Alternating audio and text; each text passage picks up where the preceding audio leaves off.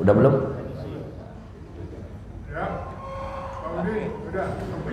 Sudah. Baik. Kita mulai. Bismillahirrahmanirrahim. Faslun fima yajibu fil muamalah. Fikih yang bahas tentang hal-hal yang terkait dengan muamalah. Ya. Yajibu ala kulli muslimin mukallaf alla yadkhula fi syai'in hatta ya'lama ma ahallallahu minhu wa ma harrama li'anna Allah subhanahu wa ta'ala ta'abbadana ay kalafana bi asya'i fala budda min mur'ati ma ta'abbadana bih. Jadi kita sebagai orang muslim yang mukallaf itu yang dibebani oleh syariat. Ada orang muslim yang tidak mukallaf, yang muslim yang tidak dibebani syariat. Orang muslim yang tidak dibebani syariat itu diantaranya adalah orang muslim yang masih belum balik, itu tidak mukallaf. Orang muslim yang tidak mumayyiz, yang tidak bisa membedakan mana baik mana buruk. Biasanya ditambahin definisi safih. Safih itu maknanya kalau di dalam ilmu pendidikan idiot. Idiot itu safih bahasa Arabnya. Ya. Bodoh yang bawaan. Karena ada bodoh yang nggak bawaan. Bodoh itu ada yang bawaan, ada yang nggak bawaan. Pura-pura bodoh itu termasuk bukan bodoh. Masa bodoh, iya, beda ya. Bodoh bawaan itu, kalau pura-pura bodoh itu malah tetap mukallaf ya, pura-pura bodoh ya. Nah, kita diwajibkan oleh Allah itu untuk mengetahui perkara mana halal mana haram. Karena kita masuk di dalam wilayah itu terkait dengan syariat, maka wilayah halal haram itu dirinci dalam kitab atau ditafsir dalam kitab fikih. Makanya di fikih itu ahkamul khamsah, salah satu hukum dari yang 5 itu salah satunya adalah haram. Ya. Haram, dan nanti ketika kita menyebut terkait dengan larangan seperti wajib, sunnah, mubah, makruh, haram ya. Jadi nanti kita akan ketemu perkara-perkara yang seperti itu. Nah, waqad ahalallahu. Nah, karena kita ngomong fikih muamalah itu banyak ya, Bapak Ibu, ada 6. Namun di kitab Sulam Taufik ini termasuk saya anggap hanya fokus ke muamalah yang sifatnya seperti jual beli, utang piutang, jaminan, gadai, gitu aja. Gak ada yang bahas nikah. Menikah itu, fikih menikah itu termasuk muamalah. Fikih menikah itu termasuk muamalah. Fikih siasah, fikih politik itu termasuk fikih muamalah. Termasuk fikih jinayah, hukum pidana itu termasuk fikih muamalah. Cuman di kitab Sulam Taufik sepertinya yang setelah kita baca dan dulu sudah kita baca juga waktu saya ngaji dulu, nggak ketemu bab menikah secara khusus. Padahal bab menikah itu penting ya, bab menikah itu penting karena nanti kalau tahu hukum menikah kan pernah saya sampaikan di fikih menikah itu ada rukun nikah. Rukun nikah itu panjenengan yang biasa ya seumur-umur Pak Tri, Pak Syekh, Pak Teguh itu kan bisa diminta jadi saksi. Syaratnya saksi nikah itu mestinya nggak karena dia orang terpandang, bukan karena tokoh masyarakat, tapi dia harus ngerti hukum fikih. Karena ketika dia ngomong sah, itu yang dasar Pak KUA Sultan itu menulis bahwa ini pernikahannya sah. Bagaimana kalau jenengan saksinya tadi itu pura-pura bodoh atau bodoh beneran, Allah alam. Sebenarnya secara teori akad nikahnya nggak sah, tapi karena orang terpandang sah. Tepuk tangan tuh sah, dedung tepuk tangan semua gitu. Padahal tadi akad nikahnya nggak sah. Ini saya kasih contoh ya. Ini karena di Sulam Taufik nggak ada, tapi saya omongin aja lah. Jedah antara kalimat saya wahai sebut namanya ya, Fulan bin Fulan, aku nikahkan dan kawinkan engkau dengan anak kandungku, sebut namanya, dengan mas kawin mobil Alphard tunai.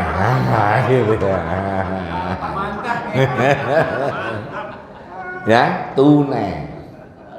Nah, di sini letaknya bahayanya kalau si siapa namanya calon pengantin itu lambat jawab.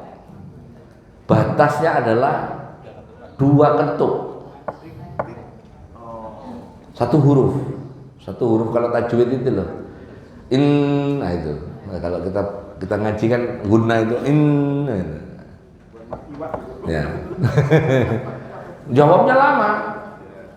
Saya terima nikahnya dan kawinnya siapa namanya dengan mas kawin tersebut tunai.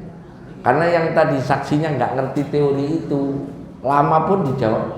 Pak KUA nggak akan ngomong. Bagaimana Pak? Sah. Terus celometan semua itu penonton itu. Sah. Itu kalau saya jadi MC tak lempar itu orang ini. Wong yang berhak cuma 2 ini kok. Bapak bayangin kalau itu tidak sah dinyatakan sah, si pengantin nggak ada urusan, malam dia tetap bikin anak. Padahal itu nggak sah. Siapa yang nanggung? Ayo, makanya jadi saksi itu mestinya dikasih amplop, mestinya. Tapi setahu saya pernah jadi saksi nggak ada amplopnya.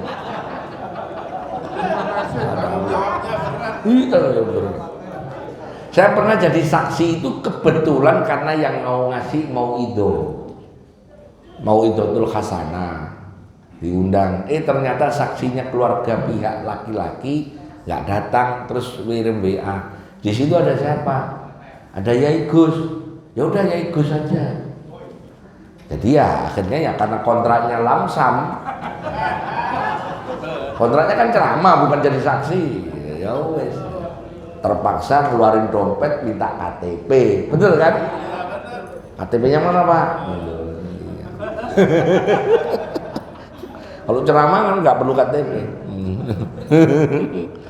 Ya gitu ya. Jadi nanti akan kita bahas di kitab Zadul Ma'ad saja ya, bab kawin. Jadi siapa tahu nih bapak-bapak nanti udah bukan siapa tahu, pasti kayak Pak Tri ini pasti jadi saksi, Pak Mahfud, Pak Teguh, Pak siapa namanya, Pak Mahatma, Pak Lalu, Pak Warman, ini pasti jadi saksi.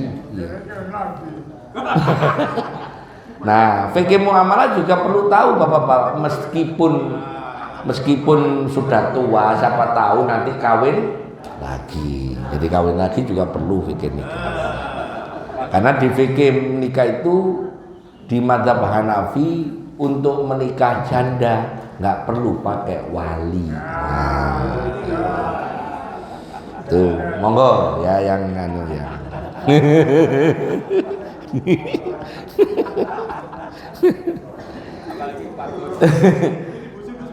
Nggak berat, direkam. Nah kita sekarang muamalah yang mirip ya, jual beli, utang piutang. Nanti kita bahas juga riba supaya nanti panjenengan punya wawasan yang lebih luas.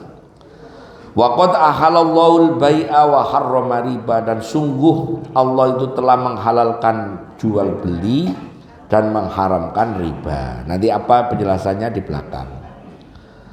Wa qad qayyada syar'u adal bai', sungguh sudah ditentukan syariat terkait dengan jual beli ini. Al-mu'arraf bi alati ta'rif, yaitu dengan beberapa rukun alat yang diketahui, bikuyudi wa syuruti wa arkani la budda min mur'atiha fa'ala man aradal bai'a wa sira'a ayat ta'allama dzalik wa illa akala riba sa'a am aba. Jadi nanti kita menghendaki dari materi ini, penulis kitab Sulam Taufik itu menginginkan bahwa kita supaya hati-hati ketika jual beli dan juga ngerti kapan sesuatu itu disebut riba ya, karena riba itu disepakati haramnya. Nanti kita akan bahas terkait dengan bank konvensional dan sebagainya, nanti kita bahas. Ada penjelasan dari saya ya, dari tapi kitab ini tidak nulis. Waqad qala Rasulullah sallallahu alaihi wasallam at-tajir, nah, pedagang. Nah, kita sampai sering menggunakan kata tajir. Tambahin melintir pula, tajir melintir. Tajir itu dari kata-kata tijaro, perdagangan. Pedagangnya namanya tajir. Orang-orang dulu pedagang-pedagang itu pasti disebutnya tajir. Nah, tajir itu rata-rata sugih. Makanya orang sugih disebut tajir. Maknanya tajir pedagang. Memang rata-rata kayak Pak Mahfud itu kan pedagang, rata-rata sugih, tajir, gitu ya. At-tajiru soduku, pedagang yang jujur. Yuhsyaru yaumal qiyamah ma'an nabiyyin wasiddiqin wasuhada. Pedagang yang jujur itu nanti di hari kiamat dan di surga kumpulnya sama orang-orang soleh, orang-orang yang mati syahid. Sampai bayangin kalau pedagang yang jujur itu nanti kalau ngumpul sama mereka ya pasti masuk surga, ya masuk surga. Mulia pedagang jujur. Bahkan profesi nurut nanti di kitab Zadul Ma'ad ada. Profesi yang mulia itu ada dua, dagang sama bertani. Pedagang dan bertani. Iya. Termasuk ternak lele. Iya. Mau lele domba, mau lele wedhus, ya, ya. Kan ada lele domba, ada lele domba kan? Ada lele wedhus, yang jenis wedhus, ya. Ya nggak ada sih itu nama saya, ngarang saja kok saya. Wa madzaka illa li ajali mayalqahu min mujahadati nafsi wa hawahu wa fahrihi ma ala ijra'il uqud ala ma amarallah. Karena dia bisa dikumpulkan bersama para syuhada sholihin itu karena jihadnya dia melawan nafsunya untuk berbuat curang, ya, berbuat curang. Nah, ngelawan nafsu untuk ngakali dagangan, untuk mengurangi timbangan, dilawan sama dia sehingga jadi pedagang yang jujur, maka itu diganjar oleh Allah dengan dikumpulkannya pedagang yang jujur itu bersama para syuhada, para sholihin tadi.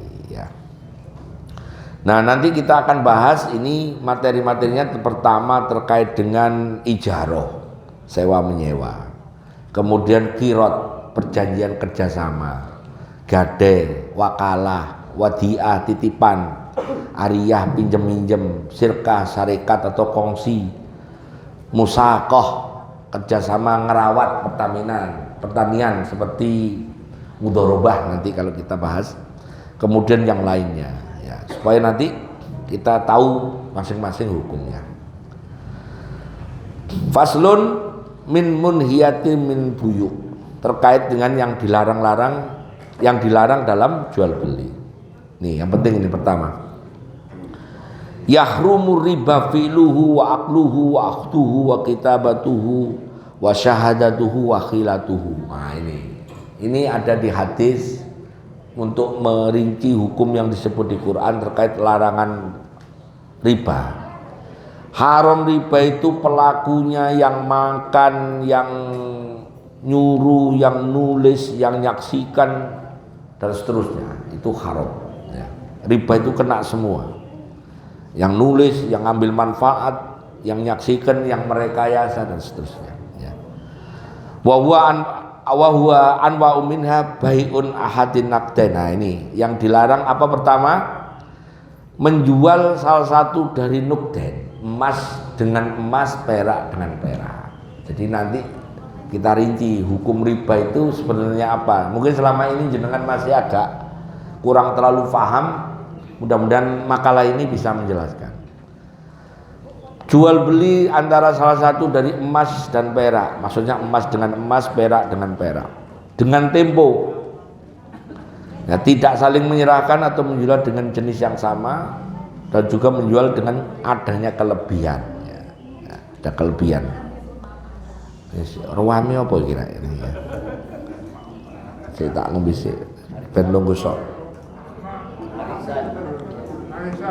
Oh, ada arisannya ya? Ada arisan ya? Ada arisan ya?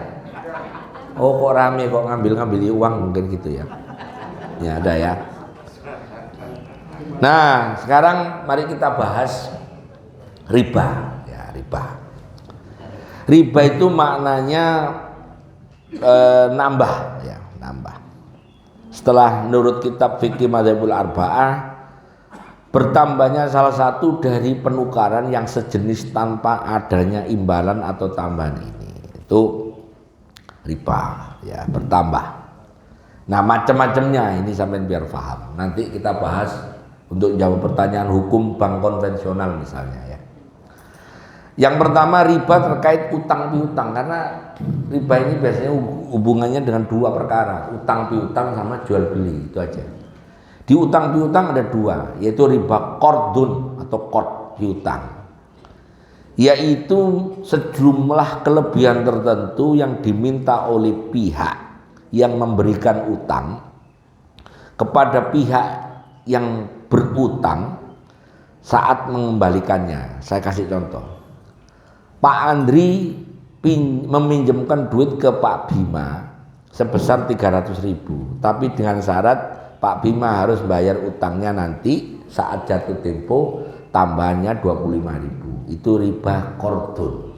Ini umumnya di bank keliling itu kan begitu ya. Jadi itu pasti riba, ya pasti riba.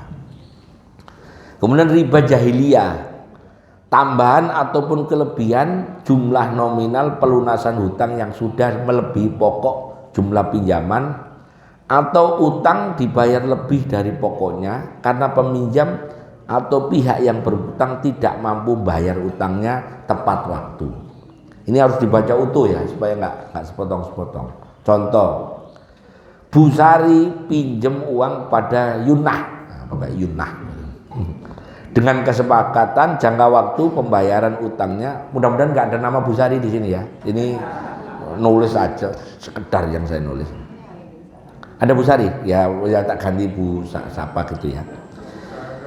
Ya, selama pembayaran utangnya selama 1 tahun. Pada waktu jatuh tempo, ternyata Bu Sari belum bisa mengembalikan utangnya kepada Yunah. Jadi Yunah yang ngutangin ya. Kemudian Yunah sebagai pihak yang memberi pinjaman nambahi waktu tempo pembayarannya kepada Bu Sari. Dengan syarat Bu Sari harus memberikan tambahan keuntungan kepada Yunah ya. Sehingga jumlah utang Bu Sari menjadi bertambah dari jumlah yang ditransaksikan di awal.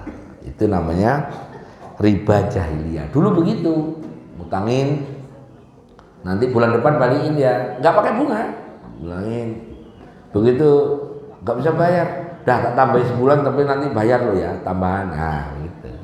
Dulu begitu, namanya riba jahiliyah.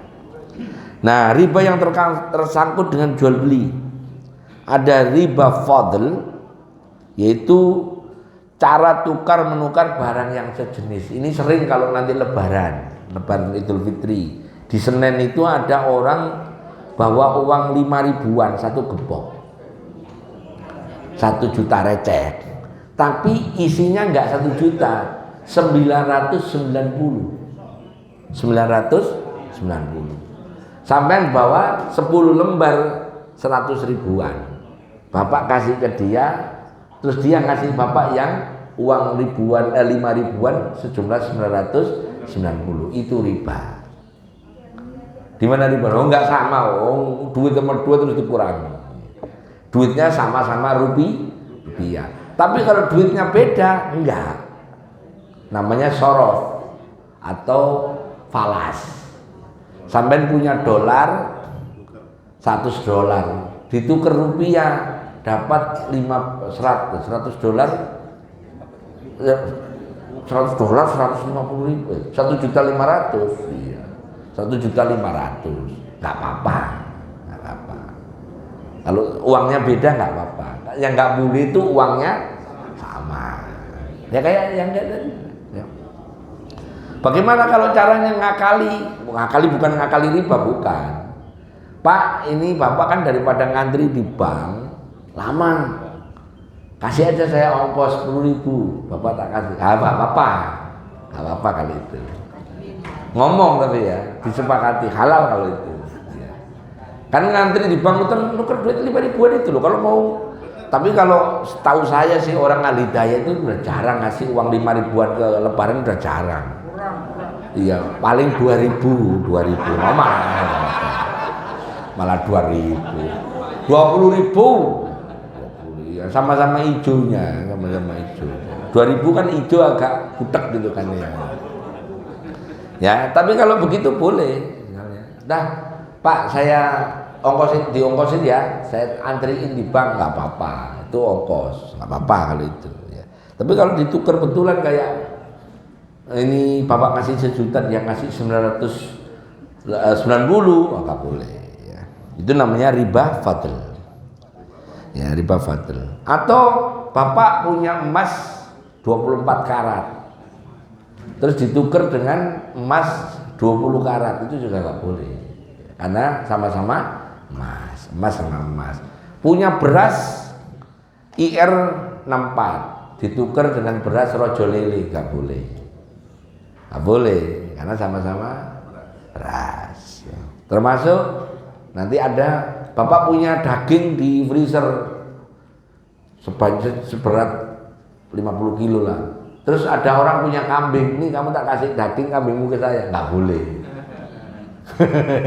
Daging dengan daging nggak boleh. Termasuk nanti Bapak punya kambing atau punya sapi, karena butuh duit, pahanya di potel terus dijual, nggak boleh. Paham nggak maksudnya? Ini sapi hidup, karena pingin baru ketawa dia. Ini sapi ya. Iya, terus sapinya gemuk, terus diambil pahanya dikit seret, kurang lebih 2 kilo, terus diperban lagi, terus dijual, nggak boleh. Kata sapinya, jamput tenani orang ini kan. Sapinya marah nanti ya, sapinya marah. Haram kalau itu, di samping dagingnya juga haram. Riba yang berikutnya, nah ini nasi'ah, tambahan yang disyaratkan karenanya penundaan waktu. Riba terjadi karena adanya pembayaran yang tertunda pada transaksi jual beli atau tukar menukar barang, baik salah satu jenisnya sama maupun jenisnya beda, dengan menunda penyerahan salah satu barang yang dipertukarkan atau kedua-duanya. Nah, contohnya seorang jual benda dengan pembayaran di kemudian hari ditangguhkan dengan waktu tertentu. Kemudian apabila waktu yang disepakati telah tiba, misalnya entah tenornya itu 6 bulan atau tenornya setahun atau 2 tahun, si pemberi barang memberikan tambahan jumlah hutang kepada pembeli dengan satu syarat atau sanksi sebagai syarat atau sanksi atau denda hukuman. Nah, inilah yang di dalam bank disebut nanti bisa masuk bunga, termasuk dianggap bisa ya, bunga itu dianggap riba ini, riba nasi'ah. Makanya kalau di ujian-ujian fikih itu dulu waktu saya ingat, bunga bank bisa ya dikategorikan riba apa? Pilihannya qardun, jahiliyah, fadl, nasi'ah. Ya jawabannya D gitu. Dulu waktu saya madrasah sanawiyah itu soalnya udah begitu ya, jadi sampai belajar baru sekarang ini tingkatnya sanawiyah. Ini sanawiyah. Saya udah dapat sanawiyah kelas 1 kok ini. Jadi sampean bayangin aja, ini pelajaran sanawiyah ini, bukan pelajaran doktor atau S2, buku kejauhan, ini kejauhan. Nggak ngeledek ya, enggak, ini memang kenyataannya begitu ya. Ini contoh nih. Tanggal 1 Januari 2021 Bu Anissa memakai beras kualitas nomor 1 milik Bu Anita sebanyak 10 kilo. Kemudian Bu Anita memberikan syarat kepada Bu Anissa harus membayarkan 4 bulan kemudian.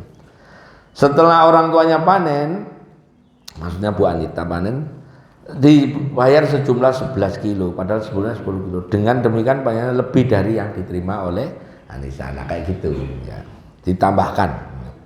Nah sekarang langsung masuk, karena tadi bunga bank bisa masuk dianggap riba nasi'ah, dibahas oleh ulama. Karena zaman Nabi belum ada bank. Nah, berarti yang ngomongnya ulama, orang ulama generasi berikutnya yang bahas. Ada perbedaan pendapat. Yang disepakati itu riba haram, ya. Tapi apakah bunga bank termasuk riba? Nah itu yang dibahas. Saya ulangi ya. Riba itu sepakat haram, ya. Tapi apakah bunga bank itu riba? Itu pertanyaannya. Nah, itu pertanyaannya. Supaya nanti bisa dihukumi. Kalau nanti dari awal, oke, bunga bank termasuk riba, ya selesai. Berarti bunga bank haram. Berarti nanti yang kerja dianggap haram, yang memanfaatkan bank haram, yang nulis haram, yang jualan mesin ATM haram, semuanya haram. Terus pajak dari bank itu untuk bayar jalannya haram. Terus pajak yang dari bank itu untuk nyalain lampu PJU terus dipakai anak-anak baca Quran misalnya karena di rumahnya panas, haram juga. Ayo, berantet kemana-mana. Karena tadi yang nulis, yang makan, yang mencatat, yang menyaksikan kena semua. Makanya terus ulama debat lama di sini. Maka kemudian ulama terbelah menjadi dua. Yang pertama mengatakan iya bunga bank itu termasuk riba nasi'ah, ya sudah nggak usah dibahas. Berarti nanti orang utang berapapun, bayarnya kapanpun, temponya berapapun, baliknya sama. Kira-kira ada nggak orang ngutangin ke orang lain, dipakai bisnis, setelah untung berlipat-lipat, balik pokoknya saja. Kira-kira ada yang mau nggak? Prek, raine gelem. Tak ada. Walaupun dia ngaku kita harus niru Nabi, alah omongan tak ada. Soal duit itu nggak peduli, nggak peduli namanya macam-macam, masih pokoknya begitu, nggak ada. Kan pernah nggak sampai ada utang ini, tak utangin untuk kamu bisnis, utangnya 1 miliar. Kemudian yang diutangi pinter, pakai bisnis ini. Dalam waktu setahun duitnya jadi 1,4 miliar, 400 juta. Terus si ngutang itu terus bapak balik ini, tak balikin 1 miliar. Lah 400 itu piye? Nah, maksudnya nggak ada yang mau. Nggak ada yang mau. Bahkan itu asal usulnya kan itu ya. Iya. Maka itu terus ulama terbelah menjadi dua. Nah ini di dalam fatwa terkait dengan ini dikatakan bahwa inna istismarul amwalil ladza al-bunuki bank maksudnya allati tuhaddithur ribha awil aidu muqaddaman halalun syar'an wala ba'sabi. Sesungguhnya menginvestasikan, ini fatwa Majma' Buhus Al-Islamiyah diterbitkan oleh di Kairo, di Al-Azhar, ya, Universitas Al-Azhar. Sesungguhnya menginvestasikan harta di bank yang menentukan keuntungan garis miring bunga di depan ngomongnya hukumnya halal menurut syariat, tidak apa-apa. Nah ini yang termasuk menganggap bank itu boleh walaupun bank konvensional. Ditentukan Bapak kalau nabung di sini berapa ya? Pak Rudi berapa? 10%? 10% itu berapa? 3 berapa?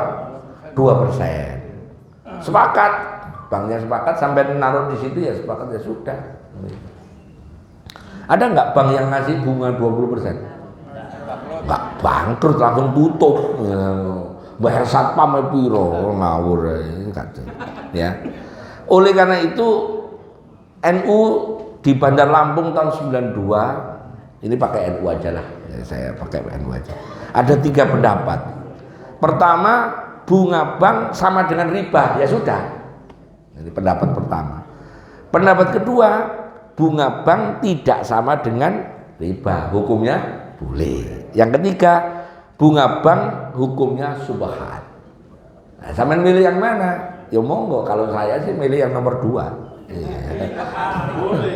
Wong perol saya, gaji saya dari Pertamina, dari situ, dari bank biasa ya. Ya gimana? Bayar haji pakai bank apa? Nah, padahal haram, nanti hajinya haram. Menurut gimana aja Pak? Ya gitu. Jadi clear ya. Jadi kalau ada yang nanya hukum bank konvensional, lah kalau hukumnya bahwa riba bunga bank tidak sama dengan riba, ya berarti kerja di bank nggak apa-apa. Jangan sampai seperti teman saya kerja di bank diojo-ojoin, kerja di bank itu haram, ini akhirnya berhenti. Anaknya kebetulan ya tahulah sekolahnya bagus di Bintaro itu, akhirnya anaknya pindah ke SD biasa ya.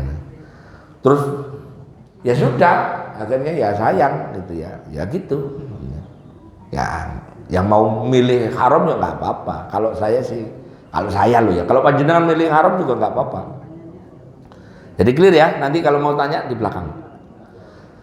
Nanti mungkin ada pertanyaan, Gus, saya itu beli motor di dealer.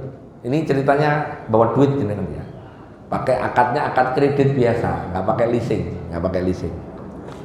Begitu sampai di dealernya kebetulan temannya Pak Mahfud. Ini kalau sama beli Alphard cash 1 miliar. Kalau cash 1 miliar. Kalau kredit 1,2 miliar. Bayarnya per bulan 100 juta. Kalau cash langsung sekarang bayar 1 miliar. Itu boleh. Boleh. Udah di depan udah diomongin. Boleh kali itu. Nih, aku buat dealernya Pak Mahfud, temannya Pak Mahfud. Ini Pak Agus, Alphard 1 miliar. Sekarang bayar 1 miliar. Atau Pak Agus mau per bulan 100 juta. Boleh. Gitu. Boleh kali itu. Di depan kan diomongin. Boleh kali itu. Namanya akadnya yang dengan akad yang berbeda. Boleh kali itu. Boleh. Kan umumnya begitu toh? Iya, boleh. Dengan kredit. Ya, boleh. Ya ibu-ibu jual beli panci gitu. Panci Presto merek Yoma. 800 ribu kalau yang bagus ya. Yang 2 liter yang gede itu, yang untuk kepala kambing. Cash 800, tapi kalau nyicil 10 bulan, sebulannya 100 ribu. Boleh. Boleh. Bukan bunga itu, bukan. Kok bisa begitu? Ya karena sampai begitu beli Presto langsung dipakai dagang. Untung gimana? Yang punya duit kan balik pokoknya doang. Gitu. Ada nggak orang minjemin gitu kan? Nggak ada. Iya. Nah, oke. Lanjut sekarang jual beli yang haram. Ya. Ini daging dengan daging atau tadi ngambil daging dari pahanya sapi.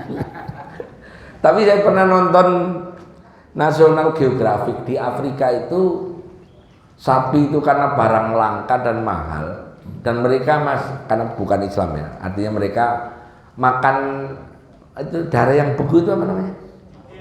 Didi ya, marus ya.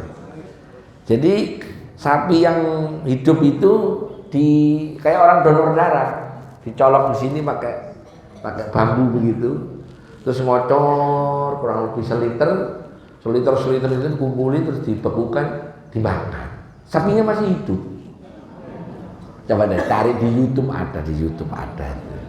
Saya tuh nonton begitu, anak-anak saya panggil tuh itu modelnya itu. Saking beratnya mereka hidup, kalau disembelih sapinya itu asetnya habis ya itu ya. Ya. Donor. Dan donor Pak Tri donor terus darahnya dimakan, ya jangan ngawur itu. Itu namanya apa namanya itu? Vampir itu. Menjual hutang dengan hutang. Nah itu tak kasih penjelasan. Ada nggak orang jual hutang dengan hutang? Di dalam fikih disebut kali. Wal kaliyu bil kaliyi an bai'ah ar-rajulu dainan lahu ala rajulun bidainin ala rajulin akhor. Gini contohnya, itu yang nggak boleh juga ini. Pak Bi itu bukan Pak Biantoro ya, Pak Bi. Pak Bi. Saya ngetik Pak Bi ya, ini saya ngetik ini pas habis ditelepon Pak Bi. Pak Biantoro itu Pak Biantoro, teman kita. Pak Bi pemilik toko HP, datanglah Pak Ijo hendak membeli HP merek Xiaomi. Xiaomi.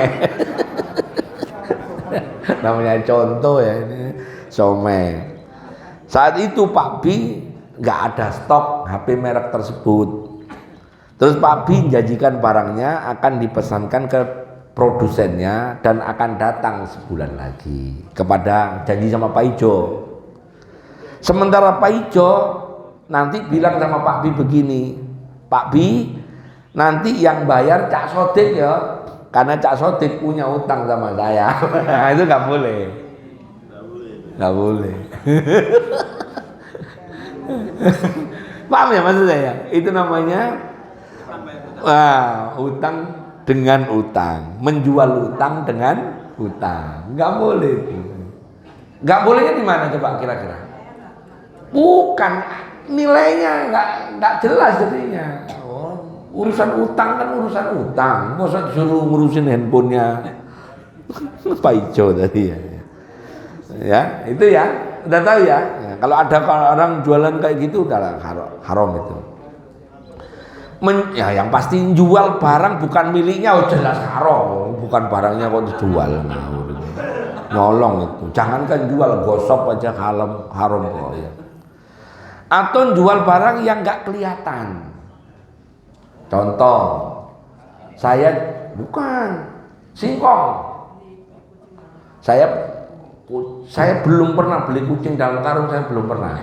Tapi kalau saya jual singkong, karena dulu abah saya rumah yang tanah yang di dekat pondok itu ada ditanamin singkong. Singkong itu kan kalau orang pedagang singkong bilang gini, Pak Tri, singkong sampean saya beli ya, ini belum tahu. Nah, udah 2 juta, bukan ijon, bukan, udah panen, udah mau panen, tapi barangnya singkongnya masih di dalam, belum dicabut singkong. Tahu pohon singkong nggak Bu? Nah, Pak Tri saya beli ya 2 juta, ya namanya Pak Tri, ini nggak boleh loh ya? Ya boleh, silakan bayar 2 juta. Begitu dijebolin, nggak ada isinya.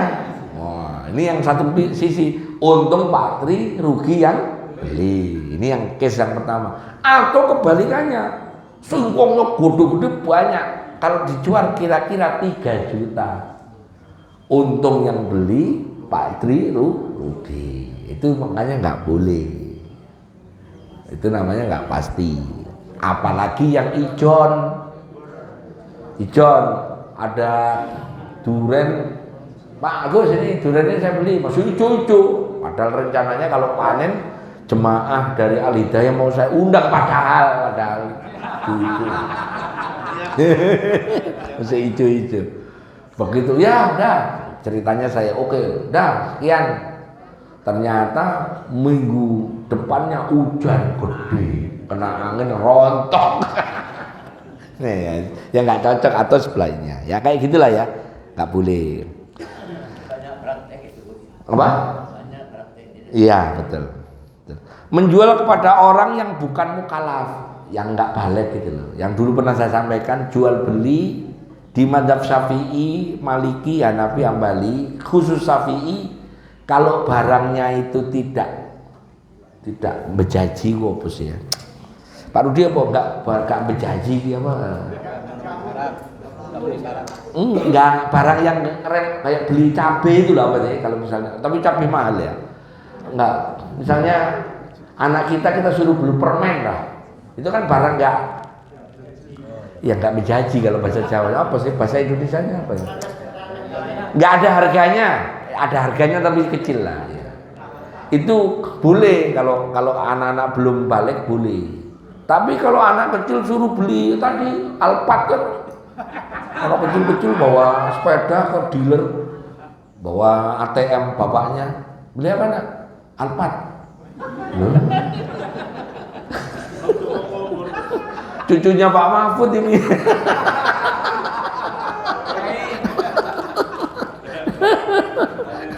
Nggak boleh ya, nggak boleh. Belum balik ya. Kemudian jual yang tidak dibawa kepemilikannya otomatis bukan miliknya.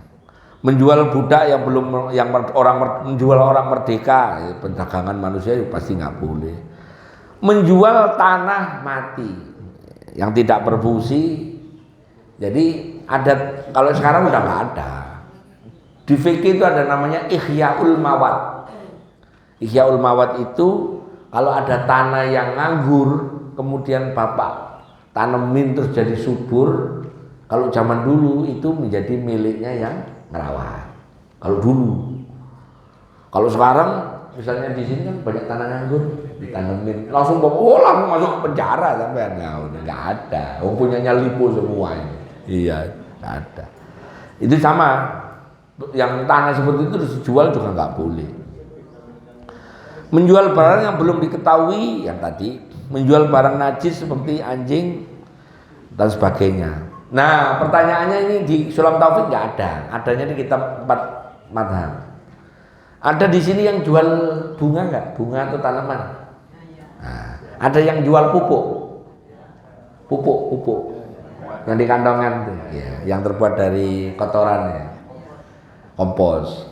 Itu kalau mazhab Maliki haram jual belinya. Kompos itu. Kenapa? Najis, barang najis. Kalau di Syafi'i boleh karena sudah tidak jadi barang najis. Ngomongnya begitu. Ya, ngomongnya karena sudah ngetesnya gampang. Kalau waktu masih kotoran baunya telek. Tapi waktu jadi kompos bau apa? Bau tanah. Berarti enggak. Tapi kata Maliki, asalnya dari telek tetap haram. Tapi kalau Syafi'i enggak. Nah, untuk ngakali itu supaya halal begini transaksinya di Maliki. Saya enggak jual ini. Cuman saya waktu ngambilin dari tempatnya ke kantongnya sini ada biaya packing. Nah, jadi bayar biaya packing boleh kalau itu. Biaya proses boleh. Kopi luwak menurut saya tetap halal karena luwak tidak mencerna kopinya, hanya numpang lewat aja. Sudah pernah tahu prosesnya? Luwak dipelihara di kandang, terus diempanin kopi yang produksi yang buatan ya, kopi, terus kalau kulitnya ngelupas keluar teleknya. Teleknya itu yang jadikan kopi luwak, ya, kopi luwak. Ya, tapi saya nggak begitu kopi luwak itu mahal.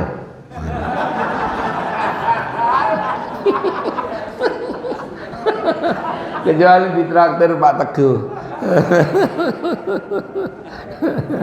Ya, jadi, nah ada lagi yang haram ada, misalnya gini, jual beli yang bendanya najis. Contoh di mazhab Maliki itu kan anjing itu yang najis hanya air liurnya. Tapi kalau sebagai anjing ya anjing saja. Makanya di mazhab Maliki, di sebagian ulama Maliki boleh jual beli anjing. Tapi di mazhab Syafi'i sama sekali nggak boleh. Nah, kayak contoh kayak gitu ya. Terus menjual, ini yang berikutnya, wayahrumu, tambur itu beduk untuk, kalau di dulu orang jahiliyah untuk pesta penyembahan. Jadi beduknya itu haram karena dipakai untuk untuk ritual penyembahan. Tentunya penyembahan selain Allah itu nggak boleh karena nanti dalilnya yang dipakai kita mendukung kekafirannya dia atau kesesatannya dia. Patung hewan utuh. Meskipun ini nanti kapan-kapan saya tambahkan, kalau yang dimaksud dulu ini patung hewan utuh, terus patung yang utuh itu nggak boleh karena ada potensi menjadi berhala. Namun di kemudian hari patung-patung itu menjadi kayak di hadis Aisyah itu punya boneka mainan. Jadi akhirnya ada sebagian berpendapat bahwa walaupun itu patung bentuknya benda utuh, tapi kan nggak disembah, hanya untuk mainan. Nah, seperti itu. Akhirnya ya begitu hukumnya, ada yang mengatakan boleh. Tapi di kitab Sulam Taufik ini nggak boleh. Ya. Menjual tanda salib untuk menunjukkan, walaupun sebagai aksesoris itu juga nggak boleh. Pakai kalung salib itu nggak boleh. Wong itu memang identik dengan agama. Ya. Walaupun itu bentuknya perhiasan emas. Ya. Menjual barang halal dan suci kepada orang yang nanti dipakai maksiat. Sampai punya pisau golok, tapi orang tuh niatnya ngomong ke bapak, Pak saya mau cari pisau untuk apa? Untuk nusuk orang. Ya jangan dijual. Ya, jangan dijual. Pak saya beli pisau untuk apa? Untuk besok nyembelih hewan kurban. Nah kasih, nggak apa-apa. Kalau nanti hewan kurbannya habis, pengurus saya sembelih, wah masalah. Ya, jangan dijual, ngawur. Untuk pengurusnya disembelih. Memang gendeng nih. Ya. Nah, ini yang penting. Lagi jual barang cacat yang tidak diperlihatkan. Biasanya ini kalau jual beli mobil, nah, habis ketabrak jebret dipoles, nggak diceritakan bahwa dulu mobil ini pernah tabrakan. Itu termasuk haram, Apa hari mobil kicang saya kan pernah mundur terus nabrak tiang listrik. Anehnya tiang listriknya malah melengkung. Kicangnya malah mek besentok. Aneh ini. Di perumahan DKI itu apa namanya? Kedoya ya? Iya. Ada saudara yang takziah ke sana, terus sama tukang parkirnya mundur. Buang. Tiang listriknya melengkung. Waduh, loh mobil saya nggak apa-apa. Wah ini memang Gus Arifin ini memang.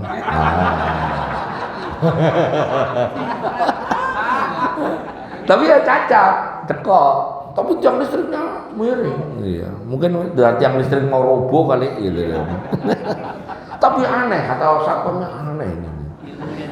Aneh. Pasti ini yang nyetir ini bukan orang sembarangan.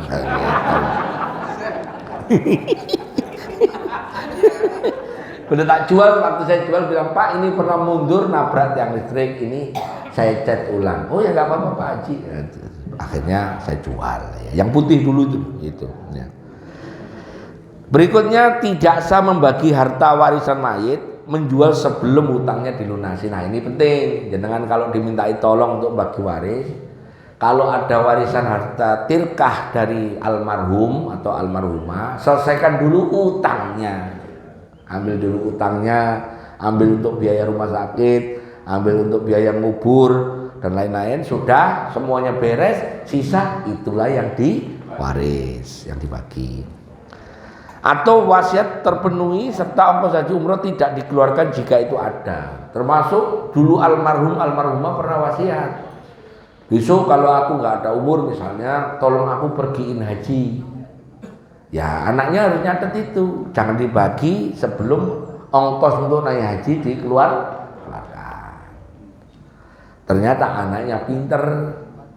Kalau pergi haji anaknya kan 45 juta kalau dia biasa, haji plus 150. Nelpon temennya yang di Mekah mukimin, bayar 3 juta, udah selesai. Batal. Warek ndablek iki.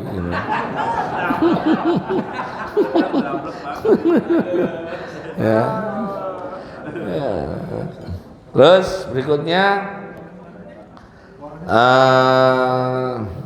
jual beli makanan haram membeli makanan di saat sedang mahal dan sangat butuhkan, tujuan untuk nimbun haram. Nimbun. Sekarang orang nimbun cabai. Ada nggak orang nimbun cabai? Ada boso. Iya.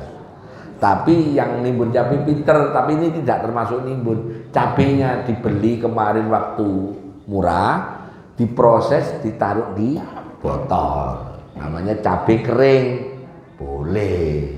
Nggak nimbun dong diproses kok. Yang nimbun itu biasanya apa? Pupuk, minyak goreng kapan hari, itu haram. Jual beli yang haram. Kemudian berikutnya adalah hukum sama ini, ngurangi timbangan.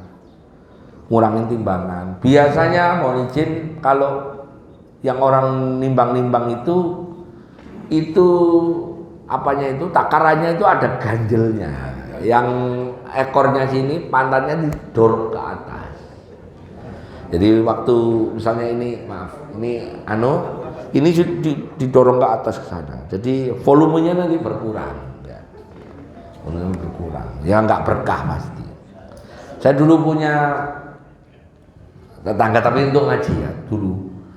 Itu jual beli kedelai zaman dulu itu setiap 10 kilogram kedelai dikasih setengah kilo kerikil kecil-kecil. Kedelai. Makanya kalau zaman beli kedelai ada kerikil kecil itu bukan karena aslinya ada kerikil, enggak, ditambahin itu. Sengaja. Kerikilnya bulat-bulat kecil, bukan yang kecil. Kan kalau bapak beli pasir, kan ada kerikil yang bulat-bulat kecil lah itu. Makanya kalau dulu almarhum ibu saya, jangan turunin ono kerikil. Itu kalau jadiin tempenya enak ketak, untung rompal ngawur ya. Haramnya 2 kali. Kecuali yang orang yang giginya metik. Jadi orang-orang tua yang giginya metik. Tahu giginya metik, Bu? Nggak ada gigi. Telat. Jadi kan orang itu ada yang gigi normal, ada yang gigi metik. Saya kalau bilangin orang ompong itu giginya metik. Nggak ada gigi. Naik motor kan, cek langsung kan. Ya. Nggak ada giginya kan, nah itu. Orang yang nggak ada giginya metik itu. Ya. Baru tahu ya, iya. Jadi besok biar orangnya nggak tersinggung. Saya ceramah di orang-orang Betawi begitu. Oh, Bapak sampun metik gini. Iya Gus. Yang tahu ketawa kepinggal-pinggal. Padahal Gus Arifin lagi ngomongin gigi ompong kok metik ini. Karena motor itu yang metik nggak ada gigi, nggak ada giginya. Jadi biasanya kalau ada di sini ngomong metik itu giginya, ya udah di ompong. Ya. Keren kan metik, keren metik. Ya. Kalau motoran metik lebih enak kan urusnya. Nah karena giginya metik gak bisa makan yang keras-keras, harus bubur. Terus tadi sama tukang tenun dan seterusnya. Nah haram menghutangi petani sampai panen. Maksudnya nanti ketika panen itu dipaksa dengan harganya yang mengutangi. Jadi waktu musim tanam dikasih nih, tak kasih modal untuk beli pupuk, beli bibit. Begitu panen, harga pasaran padi itu misalnya 4.000, dah 3.800. Nah itu dipaksa ya. Nah itu saya perangi di Pandeglang sana. Jadi petani-petani itu jangan begitu, jangan mau kalau dikasih. Dah kita rundingan aja, bibit kita share semua, nanti udah biar mereka nggak bisa masuk. Nah, di Pandeglang begitu saya. Jadi pokoknya jangan sampai mau ngutang dikadalin sama orang yang bawa duit begitu. Nanti harga beras kita hancur, ya hancur. Kemudian dan seterusnya. Dah. Cukup, silakan kalau ada pertanyaan monggo. Silakan ditanyakan. Boleh nyangkut kitab ini, boleh di luar, boleh. Mungkin ada pertanyaan lain, monggo. Silakan. Oke, Pak Tri. Kenapa? 2 sapi. Jadi sebelum dijual itu sapinya dikasih makan payah. Iya. Supaya berat. Kayak di gelombong ya. Ya. Terus kedua, kalau enggak dikasih makan pupuk. Jadi dia minum terus tapi berarti ya. Itu haram pasti. Iya. Haram. Tapi dibayar, Pak. Iya. Jadi dulu saya waktu 20 tahun yang lalu, saya itu kan punya kenalan di RPH di Pondok Kopi sana. Pondok Kopi ya? Cakung ya? Nah itu sama orang RPH-nya bilang gini, Mas, kalau beli sapi jangan di tempat ini, kata orang ke dinas pertanian itu. Kenapa Pak? Dia kalau mau persis omongannya Pak Tri. Dia kalau mau ditimbang malam biasanya, ayo kita timbang sekarang, besok aja. Masih gitu dia bilang gitu, besok aja. Nah malam itu dikasih pepaya atau dipaksa minum terus tadi, dikasih pupuk terus haus. Nah, akhirnya beratnya nambah bisa 5 sampai 10 kilo, padahal sekilonya waktu itu aja harganya bisa 10.000 sampai 15 zaman itu. Udah untung 100.000, haram pasti haram. Nah yang saya maksud tadi peribahasa beli kucing dalam karung itu maknanya yaitu tadi. Nah, kucing itu kan suaranya yang kucing Jawa. Kalau kucingnya Pak Rudi nggak bunyi. Kucingnya Pak Rudi itu yang di atas nggak ada yang bunyi, bisik-bisik. Saya pernah ke kandangnya itu di rumahnya Pak Rudi, Mas Rudi. Nggak, kucing yang mahal-mahal itu malah nggak bunyi. Loh, serius? Bener Mas Rudi? Kucing mahal itu nggak bunyi? Nggak bunyi kan? Nggak bunyi. Malah kalau duitnya lagi bosnya punya duit, ngerti dia. Oh gini. Kalau Pak Rudi habis gajian, kucingnya Pak Rudi ngeliat. Ini kucing pinter gitu, kucing pinter. Nah kucing ketika dimasukin karung suaranya ngeong-ngeong. Begitu dilihat kucingnya rembes. Ya silakan kalau ada yang pertanyaan. Assalamualaikum. Waalaikumsalam. Monggo mana? Oh monggo teman-teman. Mau tanya masalah gadai. Gadai, ya. Ya, saya cuma sebagai mediator. Terus jadi ada orang gadai, umpama gadai mobil 30 juta. Yang si punya dana itu masih 30 juta, tapi yang punya mobil terima cuma 27 juta. Yang 3 juta dikasih ke saya sebagai mediator. Nah itu